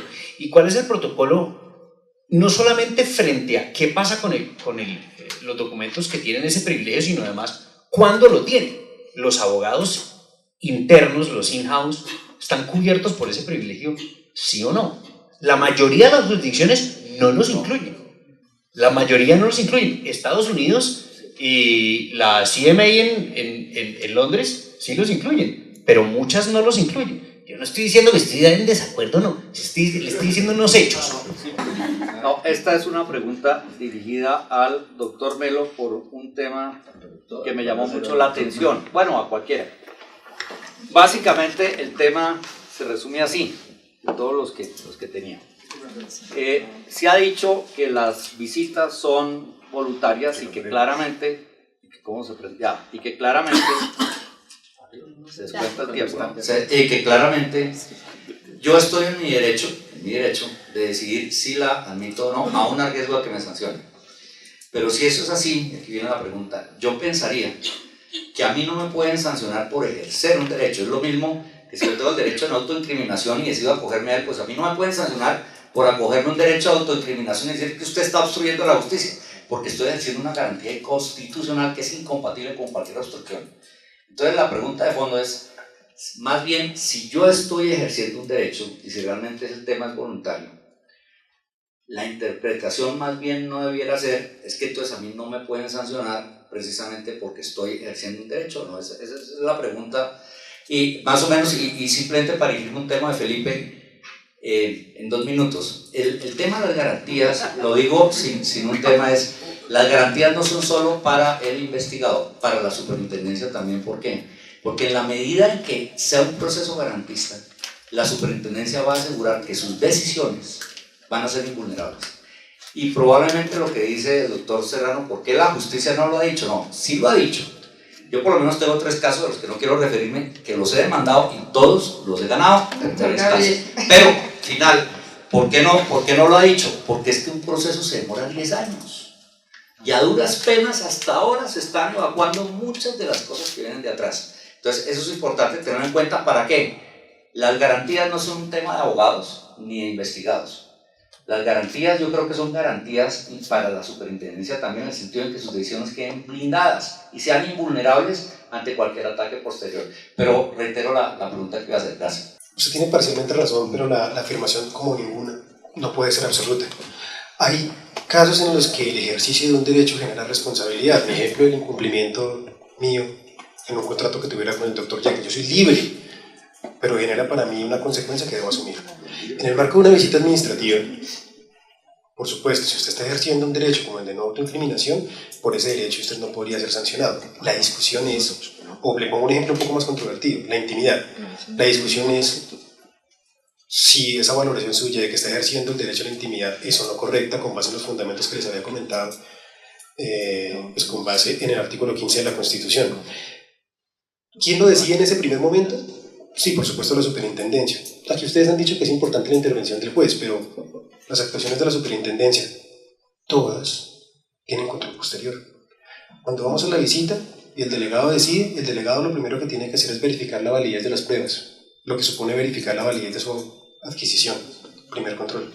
Segundo control, el superintendente tiene que verificar la validez de las pruebas para efectos de poder decidir, lo que implica determinar la validez de su adquisición. Segundo control. Tercer control, ustedes pueden demandar el acto. La jurisdicción de lo contencioso administrativo es la que tiene que determinar la validez de las pruebas. Y de verdad, el día que nosotros los torturemos, sencillo, van y propongo la tutela y el juez constitucional también va a verificar la validez de las pruebas. Luego, por supuesto, tiene razón, el ejercicio de un derecho, como en este caso de derecho a no autoincriminación, lo habilita para no ser sancionado por no declarar en su contra. Lo que está en discusión con todos esos controles es el punto que le acabo de mencionar. Y contestando la misma pregunta, yo creo que ahí hay una equivocación a mi modo de ver personal muy grande. Yo creo que la superintendencia, el hecho de que haya tutelas y que haya después demandas y que uno pueda demandar, eso es después. La superintendencia debería dar muchas más señales de garantías en el momento de la diligencia y en ninguna medida debería permitir que naciera la posibilidad de que un abogado presente un planteamiento jurídico de defensa de su cliente, así no le gusta a la superintendencia, pueda terminar siendo la causa de una investigación por inobservancia. A mí me parece que eso es un error tremendo. No debería pasársele por la mente a la superintendencia abrir la posibilidad de dar la señal de que las intervenciones de los abogados, eso no le conviene a la superintendencia está dando la señal de poco garantismo cuando las intervenciones de los abogados en las diligencias previas de sorpresa terminan no solo en el regaño de decirle su intervención no me parece, su intervención es incorrecta, pero además a su cliente le voy a abrir una cuestión por observancia como acaba de ocurrir. Entonces a mí me parece que ese es el camino incorrecto de la superintendencia. La superintendencia no puede decir, como tú tienes tutelas y como tú tienes posibilidad de demandarme o no, es que el efecto que daña, el efecto es inmediato porque genera un efecto en toda la comunidad jurídica de que no se tienen las garantías suficientes para poder decir lo que se siente, es decir, de lo que se trata, hablando casi de los derechos humanos, desde los pactos internacionales de derechos humanos, es de dar señales de que el abogado puede intervenir y tiene que poder decir tranquilamente las cosas. Es más, me parece muy incorrecto cuando la superintendencia inclusive solo menciona el hecho de que a uno lo pueden sancionar. A mí me parece incorrecto el solo hecho de que le digan, ojo, y tenga en cuenta que si usted no contesta o no se allana a mi punto de vista, como ocurrió en el último caso al que me estoy refiriendo, entonces si no se allana a mi punto de vista, lo que ocurre es que se le podría abrir una investigación por inobservancia. Pues eso lo que hace es limitar la garantía porque usted ya se siente preocupado. ¿Quién no se va a sentir nervioso en ese momento? ¿Qué cliente no va a decir, no, hermano, abogado, usted cómo me está asesorando, hermano? Más bien yo digo lo que la superintendencia... Pues los cuatro panelistas, aparte de que actualmente es funcionario, pues serán exfuncionarios. Como ahora estamos hablando tanto de la importancia del objeto de las visitas administrativas, digamos, entre otras, el doctor Serrano dice que a nivel internacional puede ser bueno limitar la visita. Quisiera preguntar en primer lugar si en alguna de las investigaciones en las que ustedes participaron, como para guiarnos y ver cómo se hacía antes, se limitaba específicamente el objeto de la visita para guiarnos hoy en día, y por otro lado, si no, si es una cosa de autocrítica que también está bien, que nos fijemos hoy en día, o sea, que ustedes nos asesoren hoy y nos digan cómo tiene que ser el objeto de la visita. Pero ¿para quién va la pregunta? Para cualquiera de los cuatro que quiera contestar. Si el objeto de la visita yo lo estoy pensando en una posible previsión general y aparte también tengo un acuerdo de precios, debo desarrollar toda la posible previsión general y también tengo que hacer acuerdo de precio. Y si eso es una noticia en la que llega un delator, me toca ir rapidísimo porque es posible que el delator pues ya se conozca mañana quién es, aunque nosotros tenemos la reserva afuera, los comerciantes saben que debo decir que está en una delación y hay una posible conducta restrictiva, pero todavía no sabemos cuál es, o digamos cuál es el consejo en ese sentido. Y por otro lado, digamos, la otra pregunta es, también estamos diciendo mucho sobre el secreto profesional, que me parece fundamental. Creo que en eso no hay discusión a nivel teórico del secreto profesional entre abogado y cliente. Pero entonces, la cuestión es no, es que el problema es que lo lean. Yo sí creo que aunque lo metamos a un sobre, aunque lo llevemos en una bala, al menos una lectura rápida hay que darle, porque si no, ¿de qué otra forma el funcionario que está recaudando? La pregunta del doctor Jack que me está diciendo que no es, si usted está haciendo la visita administrativa, ¿cómo sabe cómo está mirando los correos de la forma que usted dice que debe hacerlo? ¿Sí? Usted está buscando uno por uno, como usted nos sugirió. Perdón, pero vamos a poner un punto de orden con el tiempo. Entonces son dos preguntas. Ajá. Voy a contestar el tema del secreto profesional. Para mí el secreto profesional es un tema sagrado. Y es un tema sagrado por una razón, porque no es una protección solamente para la persona que revela el secreto o para la persona que está consultando y el abogado, sino es un tema institucional. Es para la sociedad. Es que se pueda consultar abogados.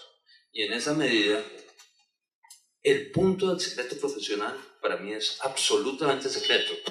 Y tiene que ver un poco con lo que se decía antes. Yo no, el tema que se saque después del expediente o no se saque después del expediente es lo de menos. El daño se hace cuando se conoce. Y en ese momento, no, es que no lo conoce. Entra una solución, por ejemplo, lo que decía el doctor de la calle. Se le lleva a un juez y que él determine si es o no es. Pero para llevarlo al juez yo tengo que echarle una miradita al menos. No, definitivamente no. Es la parte de la Y a eso es lo que le tengo más miedo. A la memoria del funcionario y a la libreta. No solo a lo que queda en el expediente. Es decir, a mí me pueden decir, retire todo eso del expediente, pero es que ya fue conocido. Y entonces, cuando ya fue conocido y quedó en la libreta, eso guía la investigación. Y ahí es donde se viola todo el tema del secreto y todo el tema de la protección de esos derechos. Entonces, listo. En mi Muchas opinión, gracias, pero el secreto es absolutamente sagrado. Y en ese punto no puede ser conocido. No lo mira. O sea, ¿lo toca y sabe que es de secreto? ¿O no? Tiene que confiar en mí. Tiene que confiar en mí para que un juez después lo determine. Claro, la parte lo dice. listo. Y frente a la delimitación del objeto de la visita, yo lo que siento es que uno, con el simple hecho de decir se está investigando un presunto acuerdo de precios en el mercado de las corbatas, me parece que ya delimitó el ámbito. Incluso si tiene una delación, no tiene que contarle que tiene delator, no tiene que contarle, pero puede limitar, digamos, el objeto de la visita, y creo que ahí se evitaría uno muchísimos problemas sin sacrificar, que es para mí lo más importante, la efectividad de la super. Eso en cuanto a ese tema. A mí me gustaría mucho, de golpe, que el doctor Ibarra más tarde compartiera con nosotros esas decisiones y si se han caído por temas de visitas.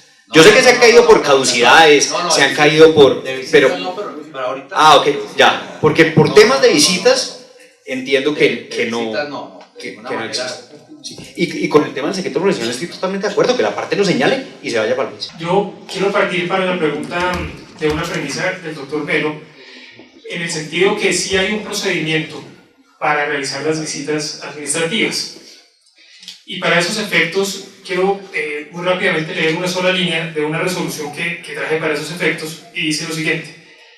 El representante aseveró que autorizaría la revisión filtrada por fechas o destinatarios, ante lo cual el despacho señaló que la búsqueda se haría a partir de palabras clave como licitación u oferta económica. Luego, no es hipotético que se hagan búsquedas filtradas, y yo sé que este no es el único caso donde ocurre.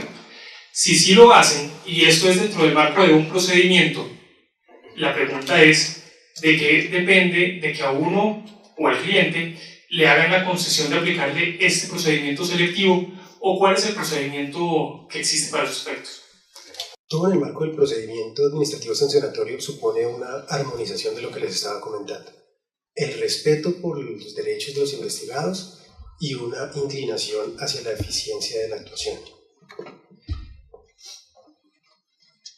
Si nosotros llegamos, o sea, vamos de extremos. Extremo número 1, acuerdo de precios, asunto acuerdo de precios, pues eso no va a pasar. El otro extremo, ¿qué pasa si nos quedamos 47 días en la empresa buscando los documentos?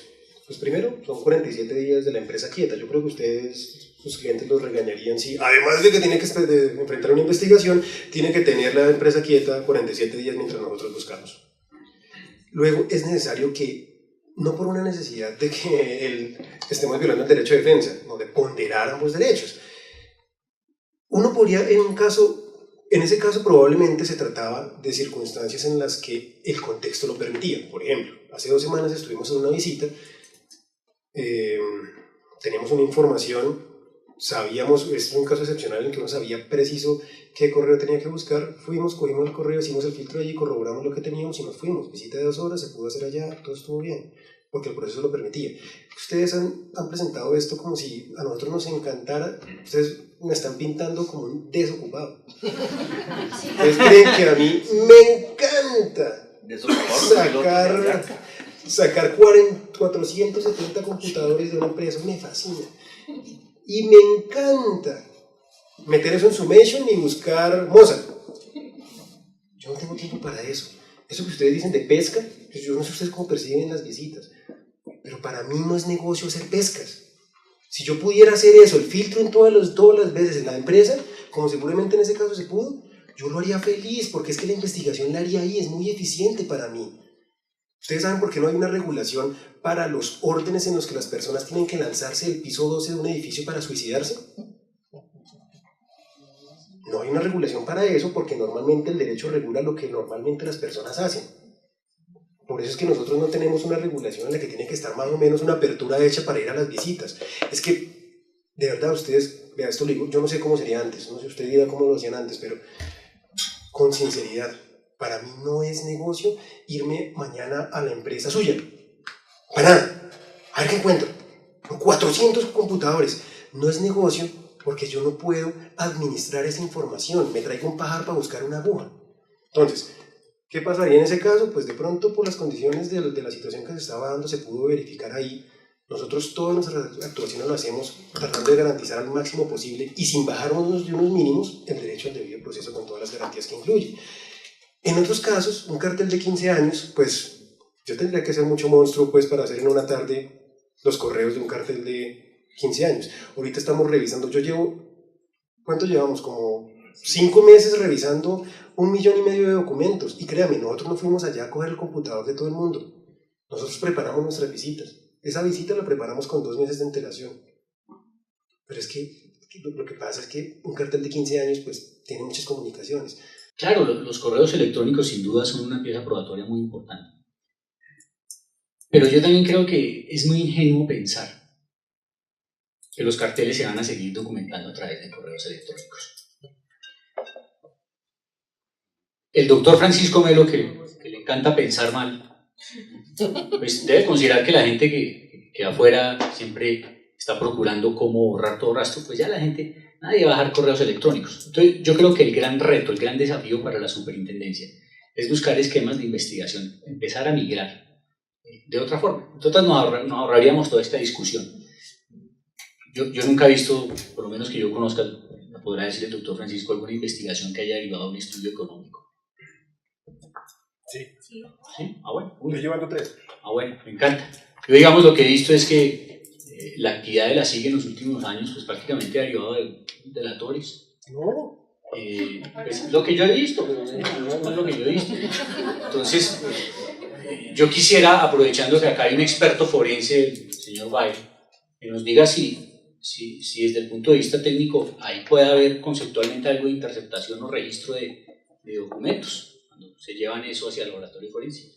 Bueno, voy a primero a dar un aporte, más que una pregunta, que es un aporte técnico importante para la discusión de la gestión de información y puntualmente esa efectividad versus garantías que se han estado hablando durante todo el panel.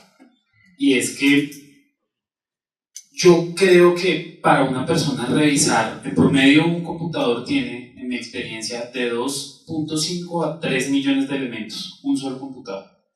Si nos llevamos 10 en una visita administrativa, que también en mi experiencia como funcionario de la superintendencia, más o menos era un promedio, estamos hablando de 25 a 30 millones de elementos.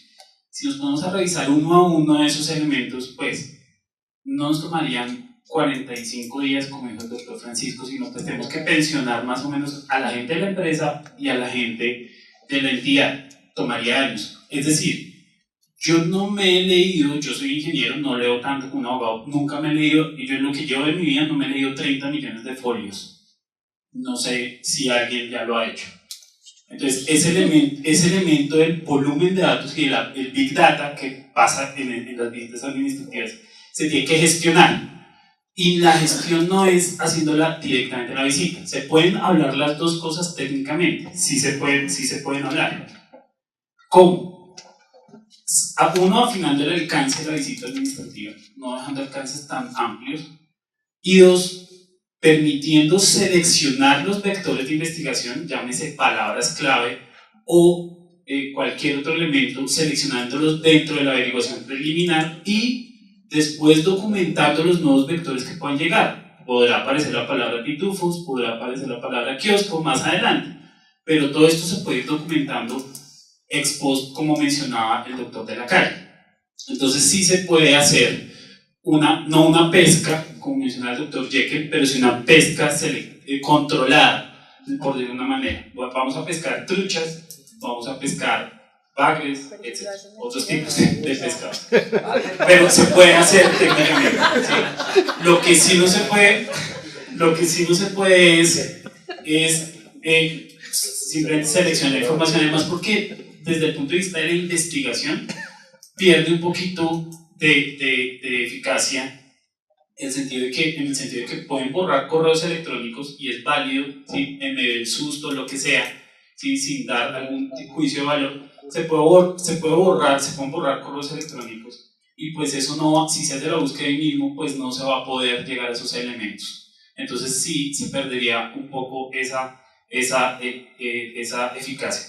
Pero sí se está perdiendo eficiencia por parte de la autoridad. El tomar un montón de información e improvisar dentro de la visita administrativa diciendo haga un listado o vámonos a una audiencia de depuración. Ahí sí se está improvisando. Eso es una oportunidad de mejora, ¿sí? Y lo digo como autocrítica, porque estuve del lado de la autoridad, ¿sí? ¿Cuál es la oportunidad de mejora? Seleccionar desde ya los vectores de investigación que queden escritos en el acta de visita administrativa y que desde ahí se parta. Claro, se pueden añadir más, pero se le está informando al investigado. Esto nos ayuda muchísimo, inclusive para el secreto profesional, porque en el secreto, si yo llego a una empresa donde pues sé que el que asesora es Baker McKenzie, por poner el ejemplo local, ¿sí? Yo voy a decir, hágame el favor, tenga cuidado con toda la información que venga del dominio @Baker McKenzie. Y esa información la vamos a someter a secreto profesional. Lo que sí se puede hacer es que esa imagen de ese universo que se lleva, se saca ese pedacito de Baker McKenzie y eso sí se le puede enviar a un juez o a quien sea para que él revise. ¿Sí? Eso sí se puede hacer. El uso de vectores de investigación nos van a hacer más eficientes y nos van a poner a hablar la efectividad, la eficiencia y las garantías. Eso es lo primero. Lo segundo, ahora responde a la pregunta del doctor Guillermo. Es, desde el punto de vista de comunicaciones, lo que hace la superintendencia es recaudar información recaudar información en un computador. No es una interceptación, porque yo estoy yendo al transmisor o al receptor y no a la comunicación o al canal de comunicación que hay entre ellos dos. Pero ¿cuándo sí es interceptación? Cuando yo me conecto a un servicio en la nube, ¿sí? Y yo empiezo a descargar la información que les ha pasado seguramente en visitas y en ese momento empiezan a llegar correos de otras personas. Ahí yo como autoridad, si no uso las herramientas correctas, puedo de alguna manera saber qué información está recibiendo a partir del canal de información. Entonces es clave el uso de herramientas correctas para recaudar esa información que está en la nube. Si se usa el Outlook convencional, estamos haciendo interceptación ilegal. Porque de alguna manera, cuando llega un correo, durante el momento de la descarga, yo sé qué información está recibiendo y me estoy parando en la mitad de la comunicación. Creo que quedan muchas conclusiones o por lo menos muchas interrogantes. Creo que tenemos que pensar en el balance entre eficiencia y garantías. Creo que hay mucho camino por recorrer y yo creo que en diálogos como estos, en donde haya la oportunidad de intercambiar ideas de manera académica y de manera respetuosa y amable, es que vamos a poder hacer propuestas y a llegar a conclusiones que ojalá evolucionen en una mejora del procedimiento que creo que todos pensamos que tiene camino y que tiene cabida para que lo logremos.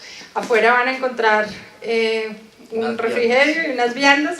Les pido por favor que pasen. No, vino no, infortunadamente, pero para la próxima les tenemos.